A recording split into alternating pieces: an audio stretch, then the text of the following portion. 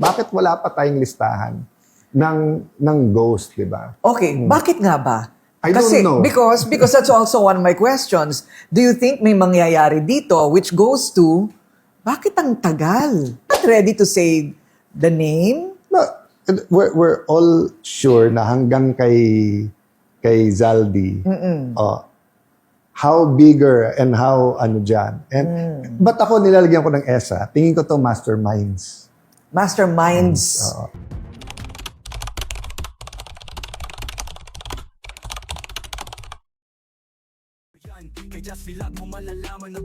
Good morning po sa inyong lahat mga kababayan at mga mahal po naming taga-subaybay. Ako po si Just Vlog. Rekta kagad tayo mga kababayan. Meron akong isi-share sa inyo na video. Ito po ay interview ni Miss Korina Sanchez kay Senator Allan Peter Cayetano. Ayan, at gusto kong i-share ito dahil sa marami kayong matututunan dito mga kababayan. Like, sino ba talaga ang mastermind nitong anomalya sa flood control projects na yan? Bakit? Napakarami yung binanggit ni President Bongbong Marcos, 15 na kontraktor yun eh. Bakit iilan lang ang natanong? Bakit iilan lang ang mga naiimbestigahan? At bakit yung mga ilan na mga politiko na involved ay hindi rin naipapatawag sa investigasyon sa Blue Ribbon, maski dun sa isinasagawa nilang secret investigation sa ICI? Bakit natin nasabing secret? Paano hindi magiging secret hindi naman isinasa publiko mga kababayan. Ayaw isa publiko ang investigasyon. Ayun, yun po yung ating mga aabangan sa interviewing ito. Medyo mahaba-haba itong interviewing ito pero sana ay magustuhan ninyo. At intindihin, unawain natin mabuti yung pag-uusap ni Miss Korina Sanchez at dito kay Senator Allan Peter Cayetano. Beno, hindi na natin patatagalin. Panoorin natin ang sabay-sabay ang video ito. Handa na ba kayo para dito kay Senador Peter Cayetano? Thank you for accommodating us. Thank you, and I hope I'm ready for you. You ask the toughest questions. No, I don't. Come on, I'm very nice. So, it's been a while. Bakit hindi ka masyado nagpapa-interview? Soul searching, kasi 2022, syempre kadibati ko yung naging Pangulo 6 years before that. Then, malapit ako kay President Duterte pero hindi naman ako ganun kalapit kay Vice President Sara. So when I won in 2022, searching din ako anong role ko dito, bakit nasa Senate pa rin, baka time to listen more than to speak. Not knowing that I'll find myself as minority leader 3 years later and yet another national scandal but in a scale we've never seen before. You're so right. Oo, matagal na rin tayo dito. Ngayon talaga lang natin nakikita yung ganito kalaki yung bulusok ng pagsabog ng bulkan. Well, siguro kasi 'di ba, Korina, yung let's say whether you say BIR or customs or even DPWH, it's massive pero kanya-kanya and different. Pero yung modus na parang may mastermind and then so many people involved. Tapos ghost pa. Oo. Parang nowadays, na may cellphone, may internet, may local media, parang paano nangyari to, di ba? Right. And it's been happening for so long. For so long. Under the noses of the best journalists. Hindi ba? Well, the best politicians. Yes. I would dare say the best COA in history given the budget, the money, and yung ni-reveal nila the last 10 years. But right. It and also, apparently, so it's like a COVID-19. It infected too many people. Too many, and we didn't know where it was coming from. Kasi there was a time to be a contractor was a badge of honor. And all contractors are wealthy. I mean, most of them are. So who is to presume irregularity? Especially when you say AAA, di ba? Oo. So pag sinabi mong AAA and then usually pag AAA, meron silang private, may government, parang bang hindi mo i-risk yung license mo o yung pagkilala para pumasok sa ganito. And then, Correct. nagising na lang tayo isang araw na it's so massive and high government officials. And can you imagine on October 25, 3 months na since President Marcos said this in his SONA, but magti 3 months na, wala pa tayong listahan kung ano yung ghost.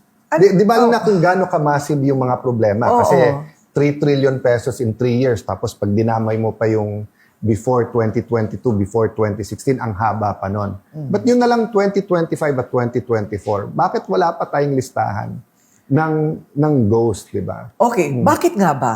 I don't know. Because that's also one of my questions. Do you think may mangyayari dito which goes to, bakit ang tagal? Di ba, in any problem, you start by acknowledging that there's a problem. Di ba? Kung addiction yan, if you don't say you're an addict, then there's no change. O, as soon as you acknowledge that, the next step is, saan tayo magsa-start?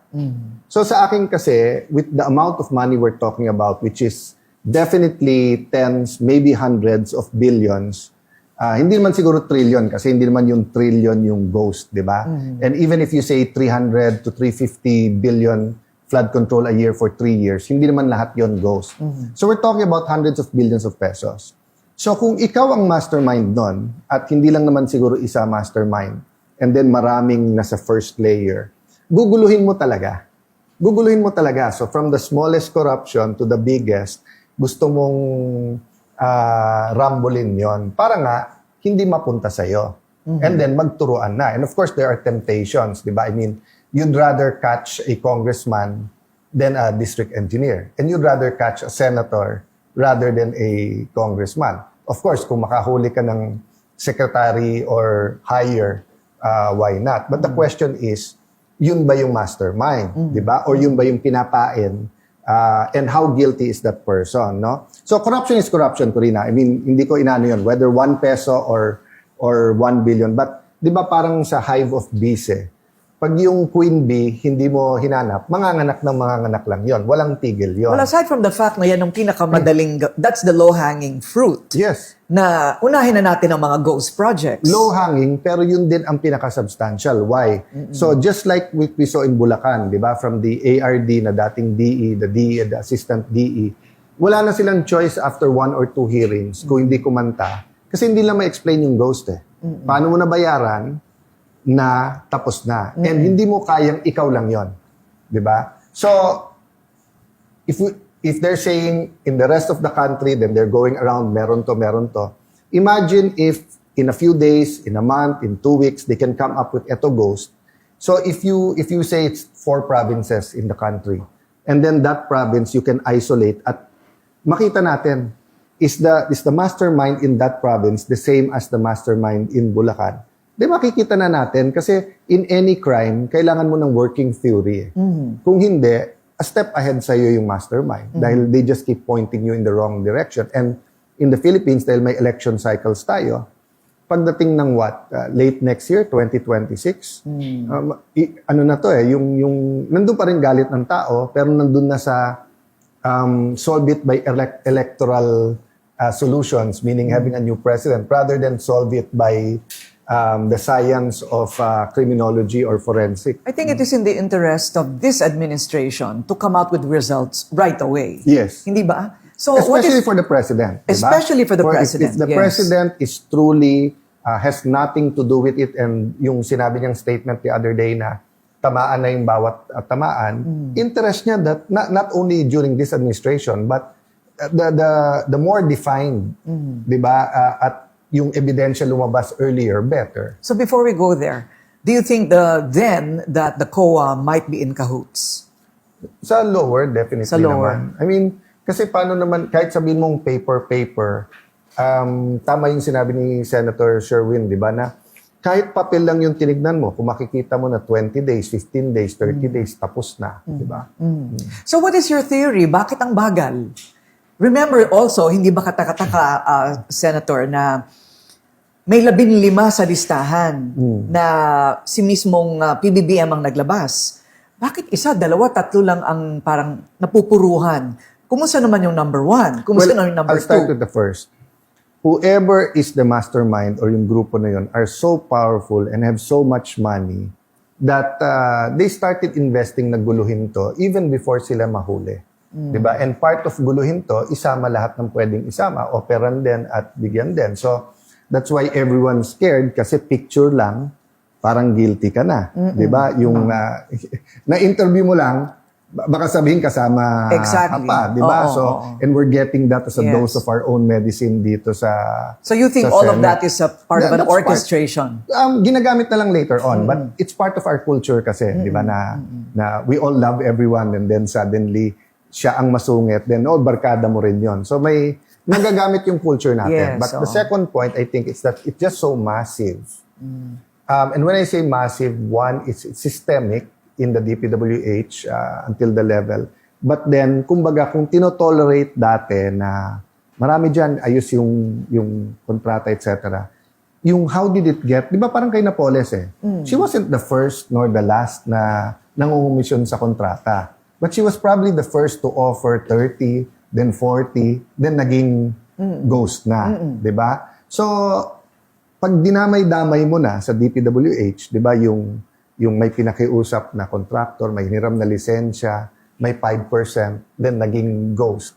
So it's just so massive na pag sinabay-sabay mo, di ba? How do you uproot all of that na nandun yung magagandang plants? Di ba? Sabi nga sa Bible, you can't just uproot a weed kung tumutubo na kasi pati yung good plants ma-uproot mo. Pero diba? may solution. Sabi mo nga, and I agree, just start with number 1. The Well, number 1 ghost project, the number 2 ghost project. Yun nga ang amazement ko na ba. So even the ICI, di ba? Kung ako, I would have either passed a law, made it stronger. I would have made sure it's public.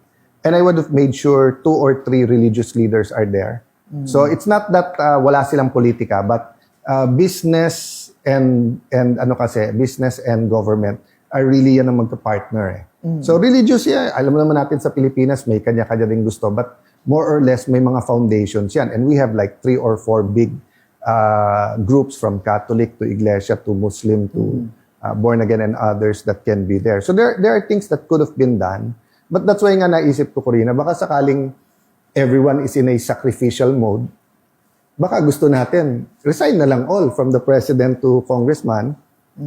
Doon lang ako natawa doon sa mga reaction. I expected reactions from the left to right, from wow, ang ganda to ang sama ng propose. But I didn't expect yung what? Resign kayo para hindi kayo makasuhan? What? Pakakawalan na lang para hindi kayo... Sandali lang, baliktad. Pag nag-resign ka, wala ka na sa poder. Mas madali ka ng kasuhan. Right. But that's for me an example of the fake news and yung pag sinabi ng isang legal luminary, sinusunod na nung iba without thinking or without saying na sandali lang, yung legal luminary na yon or yung political consultant na yon, partisan pala. Oo. Di ba? Para sa akin, well, ang tama sa akin nun is, maganda. Maganda. If I could flick my finger and undo everything, yung feasibility lang, yung feasibility lang, do we have enough time? Do you have the budget? Who's gonna run? What will happen to the term? We don't have a choice because it's in the Constitution. Doon din ako nagtaka sa ibang legal luminary na sabi na unconstitutional. Hindi, sa Constitution, when the President and Vice President resign, the Congress has to meet right away. And then they're given 7 days to pass a law. Then they have to call an election not earlier than 45 days, not later than 60 days. Pwede na nila isama sa law na yan, na hindi lang President at Vice, Senator na lang at Congressman. Kaya ako naisip yung Korina kasi I think this will drag beyond 2028. Because nga, as of now, walang kandidato ang Marcoses. But the Pinks think that, I'll use the names, DDS, Piglawan, etc., without any offense to the Right. Ganun naman talaga yung totoong salita ng tao. I mean, if this was the US, I'll say Democrats, Republicans, but since sa atin very loose yung coalition. No? So the Marcos supporters, so far walang kandidato. But they did try for a to change the Constitution, di ba, yung People's Initiative, okay? The Pinks think that nakabalik sila, it's our turn. If you take out Sara, kami na yan. Okay. Of course, the DDS group is, kinuha nyo na nga si Duterte. Dinala nyo na doon, kakasuhan nyo pa Sara, pambato namin si Sara. So if Sara wins in 2028, what will you think will be the reaction of the Marcos and Pink group? Okay. Kung manalo naman yung Pink, tingin mo, titigil din basta-basta, etc. Ganyan. So I was just thinking, kung bawal tumakbo most of the people now, at least in one election cycle, di ba? And then you have a new batch, I'm not saying it will 100% work. Pero malay mo. And if it doesn't, then when you come back after one cycle, hindi ikaw yung problema. Right. It's Diba? I think it's brave of you to have mentioned that. Well, you are identified with Duterte, right? So for I you ran to as an independent last time, but among the groups, I'm identified more with them. because of the minority bloc. And so thereby, it was brave of you to say that because that discounts, that really derails also the movement for Totoo din Sara. naman na malabong mangyari yan. But it will take everyone eh. So sabi nga ng Malacanang to their spokesperson, si Ate Claire, no? Sabi niya, mauna ka. Sasagutin ko siya ngayon. Mauna ako, basta't lahat kami. Iba yung ikaw lang, iba yung mauna ka. Di ba? So if Korina says na, lahat tayong journalist, bawal tayong mag-endorse ng kahit anong produkto.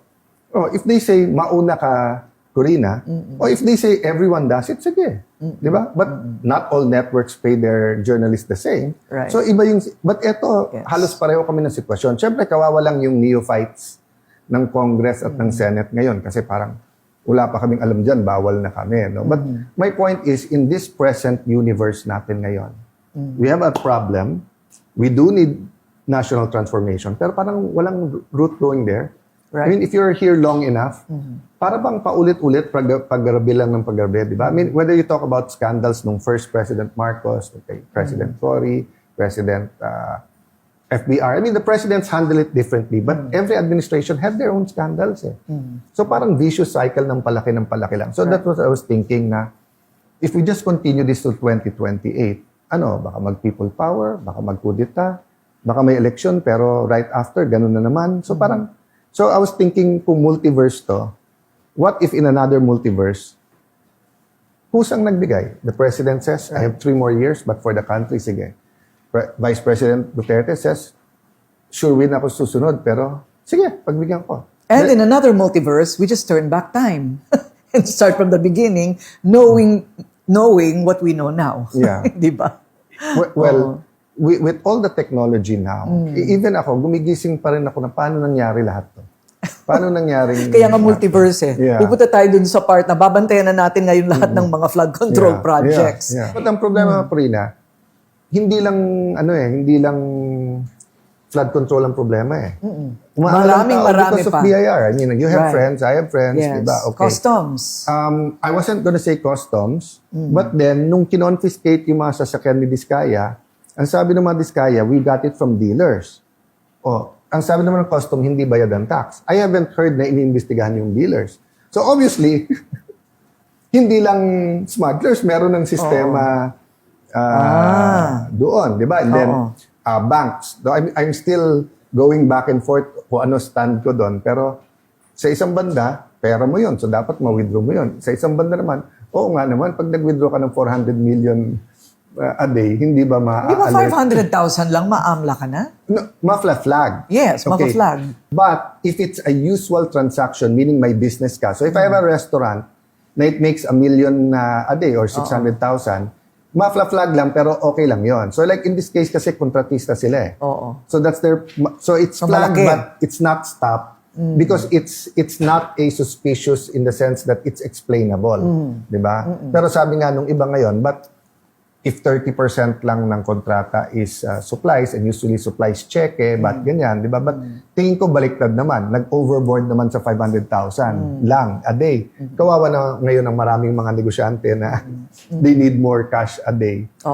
So what will they do? Baka hindi nila i-deposit ngayon. The change of leadership and the Blue Ribbon Committee. Okay. Why do you think Ping Lacson resigned? I think many factors, di ba? Yung like us, we've been around so may pananaw at way siya of how to run it.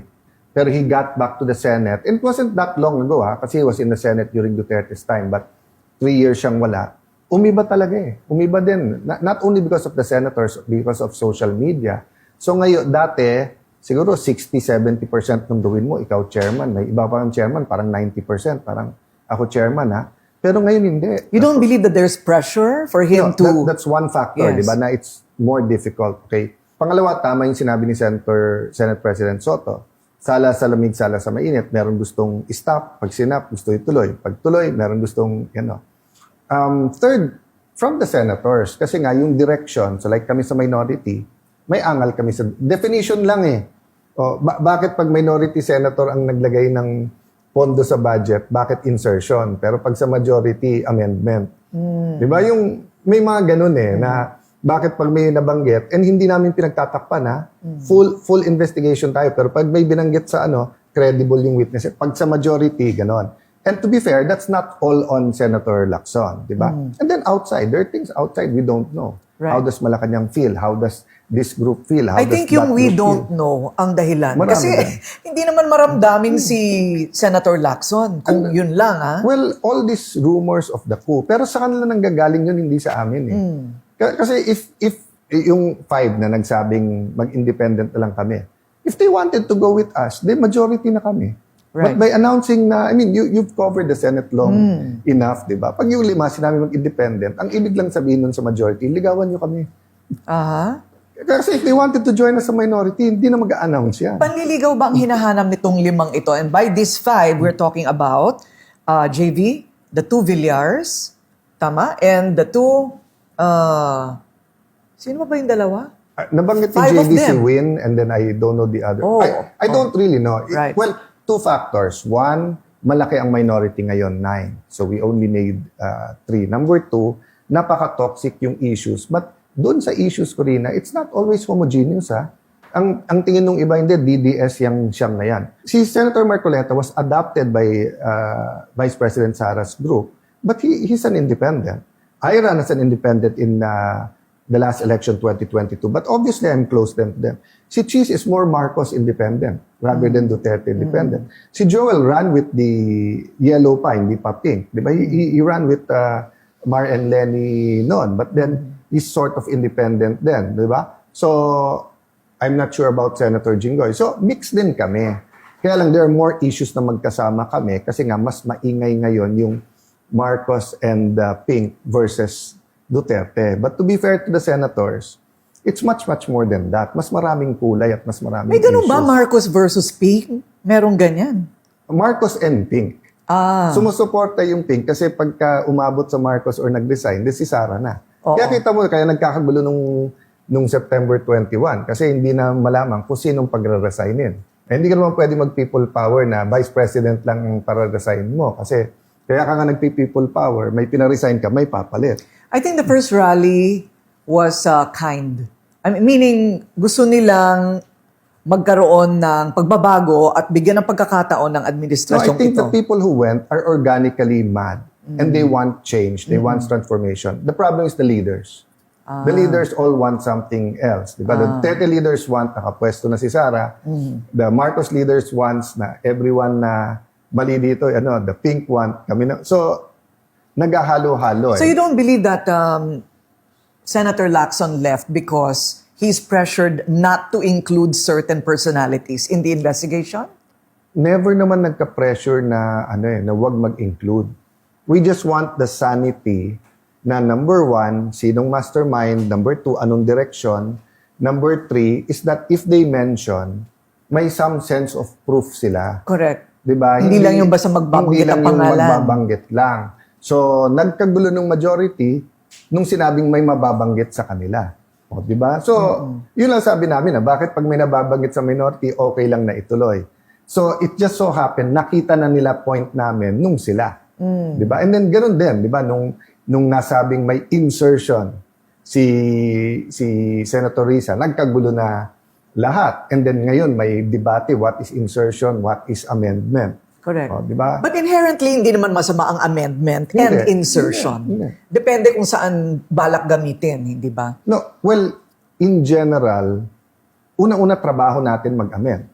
And kung wala kang amendment, kukurapin lahat ng executive yun. Kasi kung ano ilagay nila, hindi mo nagagalawin yung budget. Si Senator Ping kasi earlier on his career, may natuklasan siya na nilagyan niya ang pondo parang nagka-problema. So sabi niya, from now on, I won't get any more infrastructure. I won't put, di ba, whether pork yun, PDAF, or insertion, di ba? So of course, from his branding, is that it's the, di ba, some people say money is the root of all evil. Hindi yun ang nakalagay sa Bible. Nakalagay sa Bible, the root of all evil is the love of money. So for Senator Ping, I mean, I don't want to speak for him, pero parang ang branding niya, insertion is the root of evil. Sa akin kasi, it's the corruption of anything you insert. But if you don't corrupt what you insert, di ba? So for example, if you're from Tarlac, they want to put flood control at wala naman flood, and you want to put a hospital, masama ba yun? Di ba? It just so happened kasi people sometimes move from hospitals, school buildings to flood control kasi mas malaki kita sa flood control kaso dun sa buildings, di ba? So, but my point is, it's so toxic, at least in social media, we can't have an intelligent discussion. Kasi nga, ang nangyayari, kung sinong kakampi mo, parang black and white, kakampi mo na. O, kahit mali na. Or yung definition is depending sa kakampi mo. Halos lahat ng mga senador kasama, yung halos lahat ng senador sa 19th Congress, ay may budget insertions, No, hindi sa ba? pagkaalam ko, basta wala lang si Senator Ping. Si Senator Ping, sa pagkaalam ko meron din siyang amendment, hindi lang infrastructure projects. But he wasn't here the last 3 years. Right. But except for Senator Ping, I haven't heard of a senator na hindi nagpro-propose ng school, ng sports center, ng hospital or whatever. It's the system. So nung meron pang PDAF, may limit ka, tapos you submit it. So unintentional consequence nung nawala yon, iba-iba na yung amounts na sinasubmit. Tapos yung small committee na kung tawagin, small BICAM committee, got more powerful over time until nga nawala yung transparency, until na mukhang one way or the other, hindi naman sila lahat, pero nandun nang gagaling yung paanong gawin yung corruption scheme na ito. So, hindi pa nakakarating sa inyo yung chismis. Marites lang po ito. We have no, I don't know what the basis is, yung nagbabanggit ng mga pangalan, tapos pinapa-stop kasi may lalabas ng pangalan na kakampi ng administrasyon. No, open yun sa senators, na may isang senador na sinabi niya, alert, babanggitin ni ganito. Tapos may isang powerful na senador na sumagot na kausapin natin si Boying at saka hindi credible yung magsasalitang yon, which was si Bryce. So syempre, hindi na kami nag-comment, kaming minority, pero sandali lang. Nung binanggit niya mga minority, hindi siya credible siya. Nung babanggitin niya na sa majority, hindi na siya credible. But to be fair to that guy naman, hindi naman binanggit nung nandun na. But yun nga ang point, no one knows what's happening in closed doors. Because hindi rin klaro anong role ng ICI, anong role ng DOJ, anong role ng Ombudsman, and then bakit nag-uusap ang chairman ng Blue Ribbon at saka ang DOJ when it comes to the witnesses. So I'm not saying it's bad per se, but in this kind of atmosphere na may opposition administration at magulo, let me put it another way, Korina, di ba? If you are a congressman now na incumbent at may ghost sa lugar mo, lahat ng kalaban mong mayor, kalaban mo wants to highlight that. Ikaw, you wanna downplay it, di ba? So ang politika ngayon is as rampant as the cover-up. Kasi to be fair, to places na may free bidding, kung totoo na yung Discayas at 200 billion yung project, and kung totoong magaling sila pumasok sa bidding, di ba? And you name the credible names now, whether you name Vico, whether you name si Mayor Magalong, even in Taguig, may project ang Discayas eh. So does that mean that automatically, so like sa amin, walang ghost? Kahit silipin nyo, we've been searching. I was going to ask you that. Are you very, very confident that hindi ka tatamaan? Yes. Because we don't deal with contractors, wala kaming hiningi doon. Every 3 years, well, aside from yung 0%, 50%, 100%, so the 0, 50, 100%, let me explain. Sometimes I think that everyone's watching us all the time. Sometime when I was a new senator, someone told me, ang pangit ng pagkagawa ng isang covered court na pinagawa ko somewhere in Central Luzon. So after that, pinakukunan ko na ng picture na 0%, 50%, and 100% para sure man lang. So I don't check periodically, but throughout my career, yun ang sinasabi ko sa Taguig. Para pare-pareho tayo, walang turuan, walang sabit. After the bidding, take a picture na 0%, 25, 50, 100%. Do you think that local government officials should, by law, should be in on that? Or is that another layer of corruption? For accountability.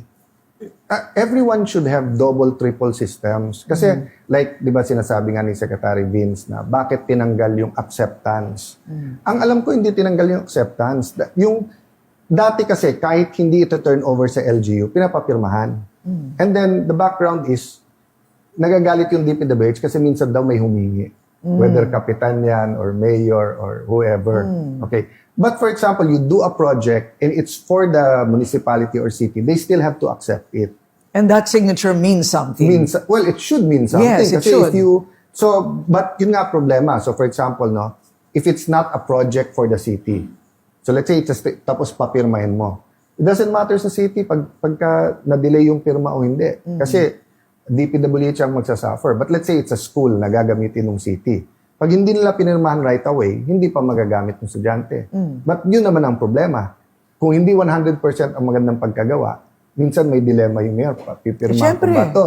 Pag hindi, madidelay yung paggamit. Ako pa may pag pinirmahan ko naman. So should they? Yeah, we should fix those systems talaga. I think that should be in law, no? Kasi ngayon, I find it bizarre na hindi alam ng governor or mayor na may malaking-malaking hukay doon ng 8 taon, hindi pa nagagawa. So, meaning they should also be an oversight. No. It's in the local government code that hindi pwedeng gumawa ng national na walang consultation. So, it just so happened na not all congressmen ay kasundo ng mayor. Kasi pag magkasundo yon, pipilitin so like ako dito Senado, now and then nahuhuli ko DPWH na may magagandang project in theory, pero it will either cause traffic or pangit na projects. Tinatanong ko, did you consult the LGU? Minsan lolokohin pa ako, yes, na hindi alam na asawa ko mayor. Tapos titignan namin, it's one letter and it's not even a consultation saying there's a major highway dadaan sa inyo. So to your question, should they know? Should they? Yes. But hindi one-sided yung usapan at yung corruption. There has to be a real dialogue between the ULAP, the League of Cities, DPWH, and everything, para hindi magturuan. Kasi ngayon hugas kamay lahat ng LGU, no? But the issue kasi hindi sa kanila talaga yan. Yes. Issue national di ba? But having said that, for example, sa flooding, di ba? Ang building permits ay sa LGU, di ba? And reality is, there are many places around the country, and this is not the present mayors, this is the last 25, 30 years, kung saan nag-build na hindi dapat mag-build. Di ba? So hindi DPWH yun. Right. Zoning. Di ba? That's another investigation. But I'm saying it's not hitting the nail on the head na yung problema ng corruption ngayon. But the problem of flooding is a whole of nation, is all communities have to pitch in. It's not only DPWH. Before the flood control scandal in Bulacan, binabaha na ang Bulacan. I'll give you another example. Reclamations. Nothing against them. I'm not anti-reclamation. Pero wag niyo naman sabihin all those reclamations in Manila Bay and the others are not contributing to the flood. Diba? It is. Diba? Pero syempre, it's easier to quiet, doon na lang kayo. Yung online gaming, diba? That's contributing to our erosion of our values. Pero no one's discussing it now kasi ang pinag-uusapan ngayon, yung flood control. Correct. Ang daming problema, no? Okay, sino ang dapat pumalit kay Ping Lacson? Head of Blue Ribbon Committee. Well, sa akin, it's not more of sino, but then talagang magkaroon ng consensus how we can play our role, minimize yung conflict of interest ng senators. But then, kasi ang role ng Senate for me, it's not kung sino i-convict, but yung openness ng hearing. And actually, benefit pa nga na magkakalaban yung mga senador para lumabas lahat. Ang problema, yung equal say ng direction ng committee. That's why I was saying nga, if we have a list kung saan yung 4 na probinsya, panay massive ang ghost dito, mag-usap-usap mga senador. Sige, these are the 4 provinces. We're finished with Bulacan or we feel one more hearing. Or we'll have 2 hearings on Province B, 2 on Province C, Province. So pwedeng mag-usap-usap eh. No? Paano naman yung interparliamentary courtesy? Sabi, ipapatawag daw si Speaker Romualdez ng Senado. Gagawin ba ninyo yun? At pwede rin magpatawag ang Congress ng Senador? That's one problem nga na hindi naman nagko-caucus at nag-uusap doon. It's a decision of Senator Lacson. So nung una, sabi niya, walang papatawag, even Zaldi. Yun ang sinasabi ni Senator Marcoleta, bakit kami napatawag? Kaya nag-uusap ng minority, sabi nga ng isang senador, bakit kapag kayong sa witness protection, pwedeng i-bend yung law? Law na yon. Pero bakit pagka interparliamentary, hindi pwede? Having said that, we're only talking about an invitation. The reality is we won't subpoena them because by interparliamentary. But Korina, I was speaker and may question sila sa SEA Games. I voluntarily came to the Senate. Punta ako Senate. Sinagot ko yung mga tanong. I didn't think it was, sabi kasi nung iba, parang I forgot the right word, parang bang mada-downgrade, parang papaya yung position mo. So ikaw baliktad. Kung chinichismis yung minamarites yung position mo na may corruption, may ganito, bumababa yung position you hold. But you go there, sabi ko, samahan niyo ako mga congressmen. Tapos they treated us Does it happen in the US? That they call on each other? Sa US kasi pag medyo maganda na ebidensya, resign na eh. Tapos yung mismong caucus mo, meaning yung kapartido mo, ang magpe-pressure sa'yo mag-resign. Diba? So, hindi na umaabot doon. So, palagay mo, Senator, aabot sa ganyan? Yung magtatawagan kayo? Well, umaabot na sa may mga ni-name, di ba? But ang problema nga, katulad nung kay Bryce, pabago-bago din siya. Kasi, but sabi ko nga, masosolve yun eh. Masosolve yun pag nakita mo na kung sino yung mastermind at pagka lahat ng ghost na ipila na. Di ba? So actually, if we stop there, walang problema. But yun nga, the lawyer of Bryce was saying, meron pa kasing name. Pero sabi ni Bryce, hindi totoo. My problem with that is not really the senators. It's the trust. Trust in Malacanang, trust in DPWH, trust in Congress, trust in the Senate. Wala nang trust eh. So how can you govern pag walang trust? So it will always be suspect because of conflicts. Well, more now. Yes, diba? Kasi more now than ever. For example, sa Napoles, that wasn't everyone. And kay Napoles, yung PDAF mo, sinubmit mo eh. So you can follow it. So if it's Alan A, Alan B, Alan C, Alan D, o Alan A, 80 million, o may nilagay ka ba sa soft, o pag meron, nilagay mo ba kay Napoles, madaling sundan. Eh ngayon, you have a 6 trillion peso budget, and ang insertion, if you call it insertion, amendment, if you call it amendment, in the budget is almost 1 trillion pesos. I'll do a fast talk. So, what do you think about the transparency of the investigations of the ICI? Should it be public or private? It should be public, but we should sit down how to strengthen the ICI. And I think religious leaders should be included, and I think there should be a law para tunay na independent sila. They're called independent now, but they're still a Malacanang creation as of now. Trial by publicity? No. It shouldn't be as, what I meant by naman na public, kasi for example, Korina, everyone invited there now, are they being asked the right questions? Remember... We don't know. We don't know. Yeah. So that's the problem. So between full transparency, meaning naka-live, and somewhere in between, or should we allow like sa courts, di ba? Hindi naka-live stream, pero nandun yung mga media. So you can draw, you can note down, di ba? But yung hindi natin alam kung anong tinatanong, kung anong direction, anong et cetera, di ba? So ako wala akong doubt sa ICI now, but very clear sa akin, it can be strengthened. Right. But it is a legal entity, right? It is a legal entity. It's a legal entity. But so far, it's independent because of its name. Oo. Pero hindi talaga natin alam. Theoretically, kung gusto silang isara ng presidente, pwede. Dahil hindi independent yon. Ayun. Nung inintriga si Mayor Magalong, umalis siya, nag-appoint ng bago. Dahil hindi independent yon. So there should be an accompanying law to strengthen ICI, independent of the incumbent. Yes. Tama naman din. Feeling ko, tama naman yun. Okay? Independent, diba? Kasi kahit anong yugyug mo, Oo. that's why sa US, they have the independent investigator or the independent, diba, in the law. Pati funding nun, sigurado. Tapos, walang from the president to Congress, walang pwede mag-stop sa kanya. So, eto, nakita mo, spokesperson lang ng Malacanang, konting intriga. Oo. Apektado na, di ba? Oh, medyo. To me, hindi ko, theoretically, if independent sila, dapat hindi nagko-comment ang Malacanang about ICI. May mga vlog nga ang spokesperson. Oo. Ibang-iba siya doon. Ibang-iba siya pag nasa likod ng Pero podium. pagka may blinag ka, sumunod sila. Hindi sabihin ng tao hindi independent. May blinag ka, hindi sila sumunod, de tinitira yung ICI. Oo. See, remember the senior President Marcos, it was martial law. So, katulad nung napatay si Ninoy Aquino, no one believed that that's why they said independent. So, they got someone with high credibility, then they gave them a venue to investigate, di ba? So, that's what independent means. You get the people of the best. So for example lang, ako, believer ako kay Babe Singson. I do believe he had a lot of reforms na maganda. Pero ang testimony ng mga taga-DPWH, unli ngayon, meaning hanggang 100% ghost pwede. Kay Duterte, it was 15 to 25%. Pero kay Pinoy, may 10%.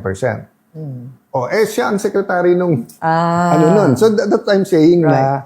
na Like, how far it's back more- are we going to investigate? Yes, and how independent is independent. But I do believe he should be there. I do believe in the integrity that's also ni true. Babes. But yun kasi, so that's why, kung imbis na 3, 7 sila, at yung 3, 4 doon ay religious leaders or whoever na we all believe are independent. And was diba? never in government. And they don't have to be magkakampi. Mas gusto ko pang 3 o 7 sila sa council na hindi magkakampi para they guard each other. What about Boying Remulla? The appointment of the ombudsman is almost always political. It's a political appointment. Kahit na legal ang kanyang no? So what do you think about Boying Remulla? So, Boying is good wherever you put him. Diba? He's decisive, he's intelligent, he knows what he's doing. I've seen him work nung kay President Erap noon. Hindi ko na siya inabot nung chief of staff siya dito. Inabot ko na siya doon and then he played a big role when I was speaker with the majority. Having said that, the question is independence. And siya lang makakasagot nun. So, meaning, once he's there na, di ba, parang sinabing, inappoint ako ni Duterte na Chief Justice or Ombudsman or COA. On one hand, I owe him my appointment, so medyo papaboran ko ba yung mga siya at hindi. On the other hand, kaya nga 7 years ka, tapos impeachable officer, meaning hindi ka basta pwedeng tanggap. So, it really depends on his conscience now. If he says na, eto na ang last card ko, eto na huling hirit ko, legacy na to ng pangalan namin, justice is blind, I'll go against anyone. He's capable of putting things in order. He's capable of eto muna.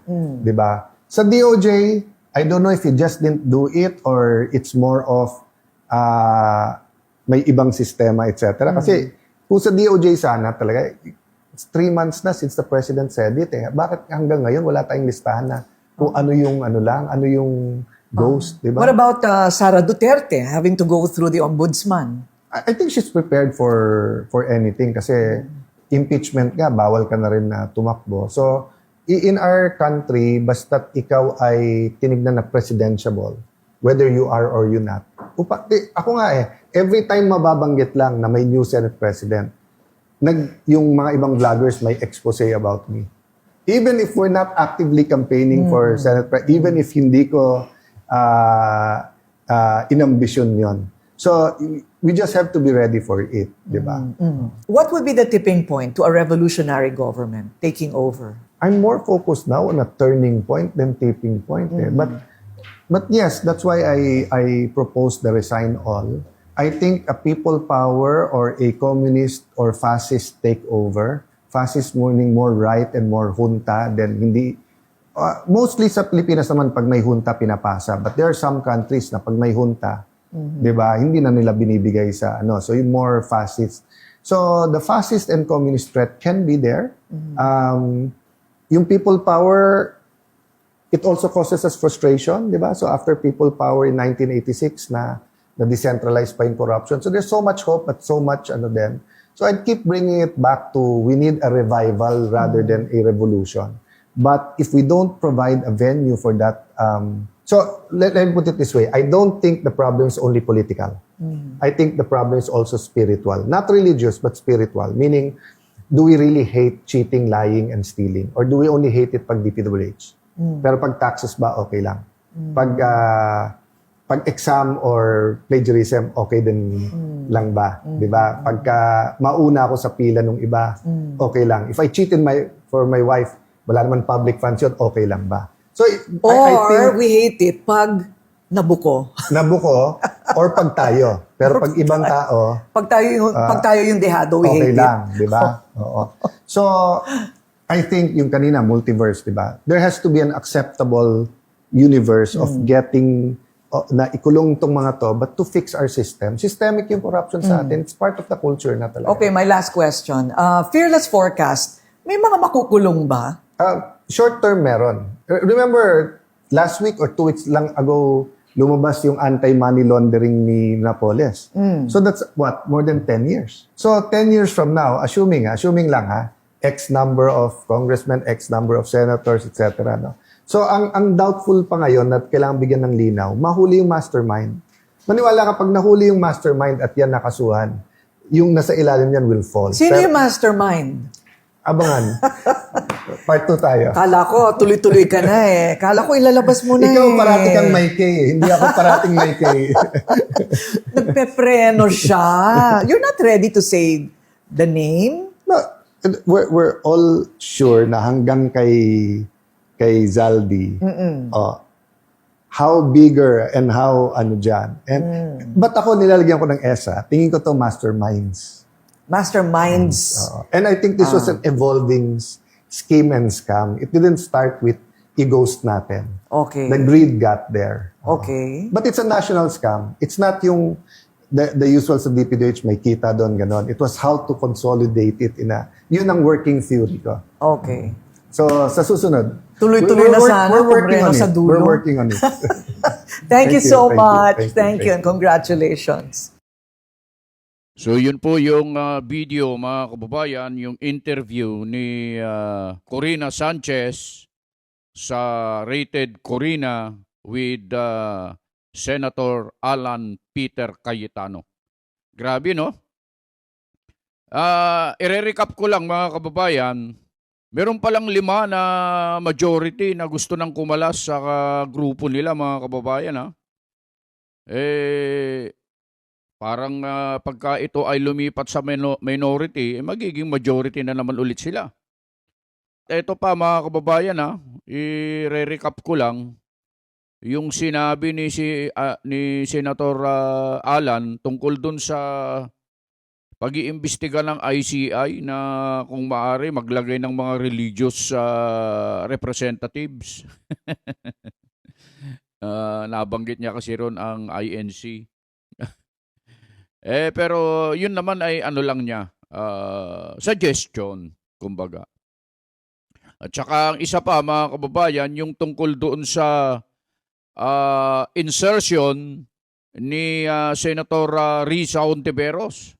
Kapag insertion ang pinag-uusapan, kapag may majority ang sangkot, amendments ang tawag nila.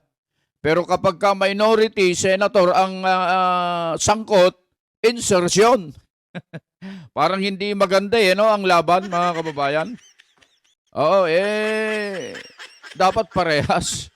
Wala namang masama sa amendments o kaya insertion basta't nagagamit ito ng tama mga kababayan. Ay katulad nga ng sinabi natin noong nakaraan, kapag ito ay nagamit sa mali at nangungumisyon, hindi na tama. Insertion yan, insertion. Mga kababayan.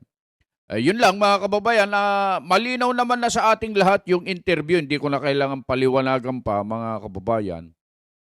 Abangan na lang natin yung mga susunod na mga mangyayari dito sa investigasyon na ito. At paki-comment nyo naman sa baba kung ano ang naging obserbasyon ninyo, kung ano ang pulso ninyo tungkol dito sa interview ito ni Senator Cayetano with Miss Korina Sanchez. Yun lamang at bumabati po kami sa inyong lahat mga kababayan ng isang magandang araw. Ano man po ang inyong ginagawa, saan man po kayo naroroon, lagi po kayong mag-iingat.